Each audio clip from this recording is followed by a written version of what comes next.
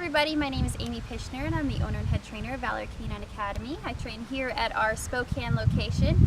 With me I have Dana Long. She's the head trainer for our Chattanooga location, and our helper for today is Zoe right here, and she's holding one of our slip leads at the moment. This video is titled Pre-Healing Drills Part 1, Rewarding the Heel Position.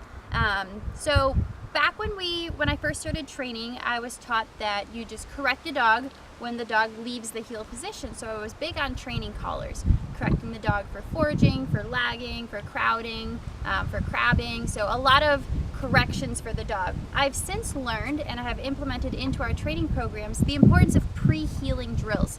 So you don't just want to correct your dog for pulling on the leash and doing what you don't want. You want to start by teaching your dog what you want your dog to do. So we're going to have a series of 3 videos, our pre-healing drills. This is the first video in that series, just to explain what some pre-healing exercises are. First, let's discuss really briefly the equipment that you're going to want to have for this exercise. First, you need a motivated dog. So we're going to be using a lot of treats in this video, so you want your dog to be hungry and motivated. So make sure you have a nice high-value treat. Zoe is always motivated, and we have here some Happy Howie's beef treats. This is an awesome big roll. I think it's 2 pounds. Yep. It's a 2-pound roll, and we like to cut it up into little pieces. Not super small, but big enough to where you can fit it in your hand. So I'll kind of show you here. So if you can see right here, it's sizable. I can easily fit it in my hand. So you want to have nice big pieces, but not too big. If you have a really small dog, naturally you're going to have smaller pieces. If you have a really big dog, you might need bigger pieces. She's right around 50 pounds, so those size treats are perfect for her. Keep in mind when you have treats in your treat pouch, make sure it's the same treat. You don't want to mix and match. It's like telling your dog that you will give him 50 bucks for doing a behavior, and then you give him 10, and then you give him 50, and then you give him 10, and he's not quite going to know what's coming, so keep those treats consistent throughout the training session. Next up, we have our slip leads. This is the most important part of this exercise, so let me show you 2 examples. Vanna White here. We like Mendota products. I think they're handcrafted in the USA here. The first one is the Martingale slip lead. This one right here is the small 8-inch, so it's a 1/4 of an inch by 40 inches. We sell it for $15.99 here in our shop. It's just a nice, I think it's nylon leash with a little leather piece here, and it slips over the dog's head, and then you can slide this leather piece down and make sure it's nice and snug. So when you're fitting it over your dog's head, come here, little Zoe, you want to make sure that the leash goes right up behind the ears and that it's centered, and then you're going to slide it down so it's snug but not too tight. You don't want it loose because you don't want it sliding. So that's option number 1 for the slip lead. Option number 2 is a little bit bigger. Also, let's see, who makes this one? Mendota. Again, we like Mendota stuff, made in the USA. This one is a leash and collar and one 3/8 inch by 6 feet. This is the pink chocolate. I think it's 17 or 18 bucks. So depending on the size of the dog, this one's going to be bigger for a slightly medium to large size dog, and this one is going to be good for a smaller to medium sized dog. For the purpose of this video, we're going to use the smaller showline slip lead, but feel free to use whichever one works best for your dog. With this one in particular, for this 3/8 inch by 6 foot slip lead, you have 2 options for putting it on, which is really important. So make sure you put it on right the first time, because it can tighten or release based on your dog's behavior. So you want it to be in the shape of a P. As you can see, we've got the loop here, and it can either be a P or a Q. For a dog that heels on the left side, you want a P. So I'll stick my hand through it when it's a P, let it slide down, and then put it right over the dog's head. For a dog that heels on the right side, you want it to be a Q. Put your hand in it, slide it over their head, have them heel on the right side. So keep that in mind as you're going through this. With the smaller showline slip lead, it doesn't matter if it's P or Q, because it's centered up on the dog.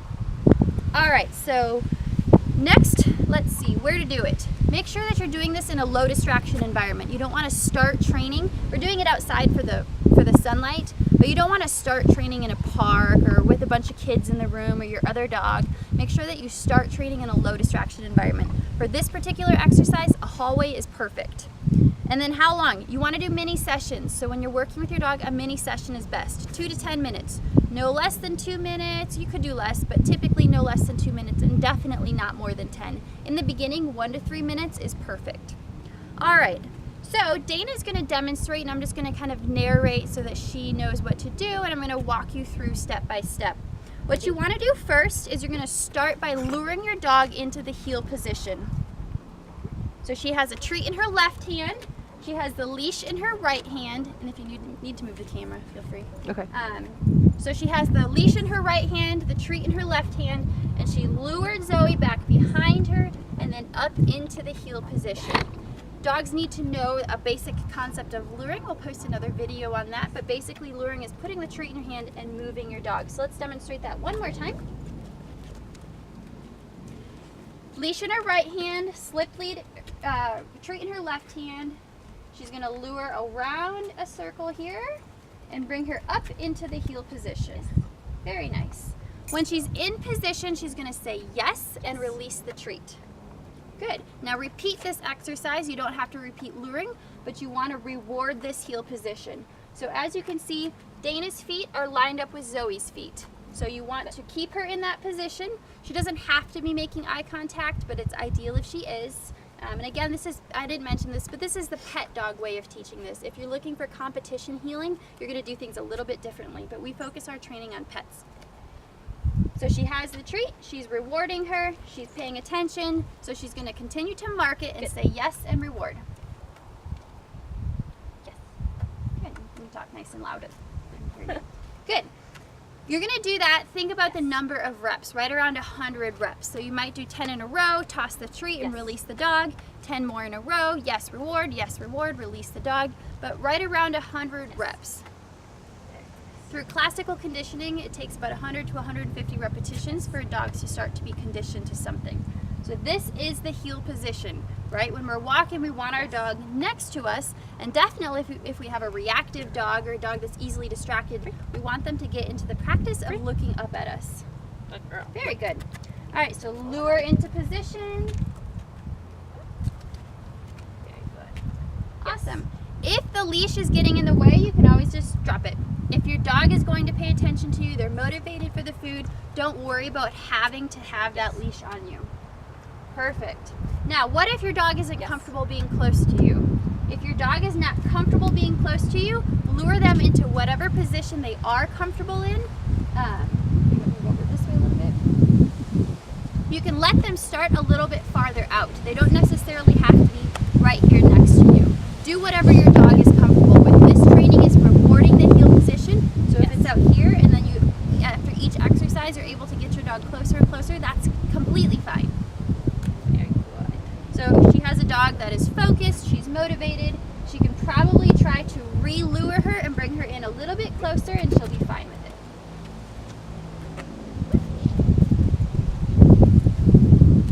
Perfect. Yes. Beautiful. Very nice.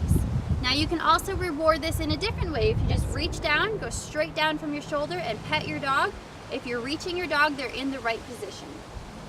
Good. Absolutely perfect. Especially for dogs that aren't as food motivated. They might take the treat, but if you know that they're more rewarded by being pet, then reach down and pet your dog. Fantastic. Zoe will take either. Zoe will take either. She's happy to work for whatever she can get. All right, next you're going to start to introduce the concept of baby steps. So again, remember we're just teaching the heel position, so it's not super important to walk a long distance, but you want to start by stepping off on your left foot, and you're just going to take a little step and use the food to lure, and then when you slow to a stop, you're going to lure her back into an SIT without saying sit. So you're just luring into the sit, yesing and rewarding. Yes. Good. Very good. Yes. Good. Reset.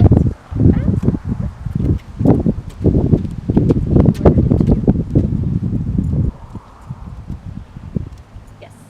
Good.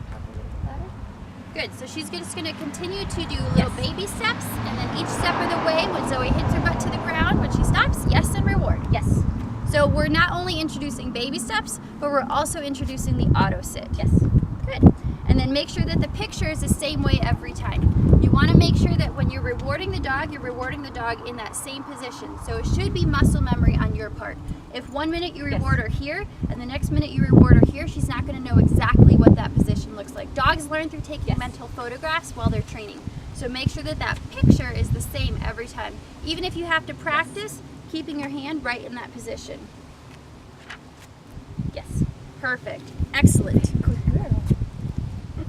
All right, so this is the end of our pre-healing drills video number 1. Next we're going to record video number 2. Keep in mind when you're working with your dog, you want to do short sessions, always end on a good note, and have a high value reward when you're introducing something new. If you have any questions, feel free to comment below the video. We're going to share it on our YouTube channel, Valor Canine Academy, on our Facebook pages, Valor Canine Academy Spokane and Valor Canine Academy Chattanooga, as well as on our website, valorcanineacademy.com. So if you have questions, you're welcome to ask, and I hope this video is helpful. Thanks, guys. Bye.